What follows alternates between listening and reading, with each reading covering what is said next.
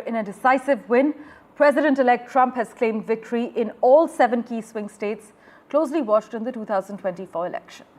Now, with this sweep, Trump secures 312 electoral votes, putting him on track to become the first Republican in 2 decades to win the popular vote.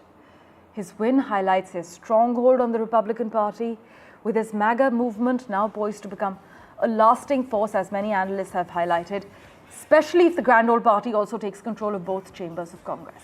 But Arizona, the final state to be called, was declared for Trump late on Saturday after he had already clinched enough electoral college votes to secure the presidency. Well, for further clarity, we have with us David K. Johnston at the moment. Thank you so much, Mr. Johnston, for making time for us.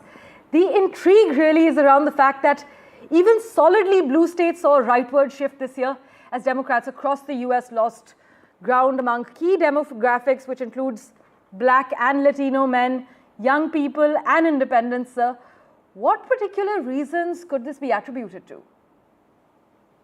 Well, Donald Trump, who is a master con artist and has been one his whole life, has done an incredibly successful job of persuading people that any news account that criticizes him is a lie, that he is the source of truth. And once you get people to come to that point of view, then facts, verifiable, independent facts, don't matter. And we saw this in this election. Donald won quite handily, much better than the polls suggested he would do. He made some significant inroads with young men.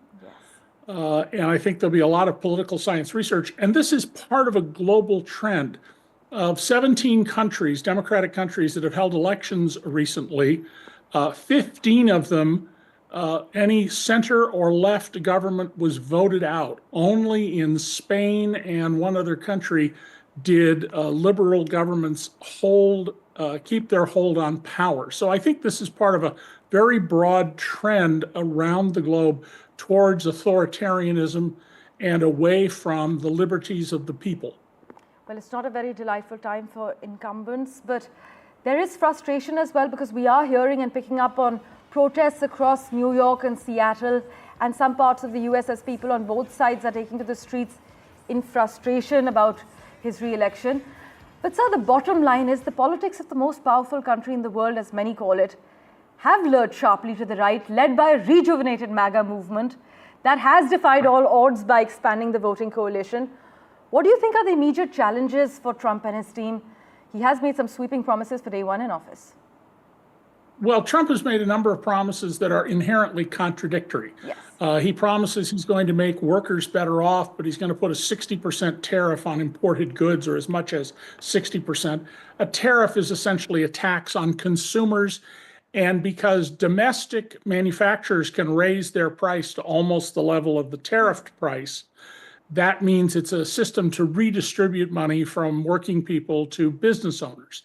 He says he's going to cut spending, he's going to expand spending in a number of areas and cut taxes, yet pay off the debt. Well, that triangle just does not compute.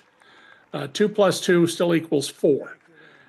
He has stopped talking very much about building a wall, which he said he would do in his first administration, and he didn't. And the little short section of wall they did build, immediately people on the other side of the border went to stores, bought chainsaws, and cut right through it within a matter of seconds. So I think there's a great many contradictions.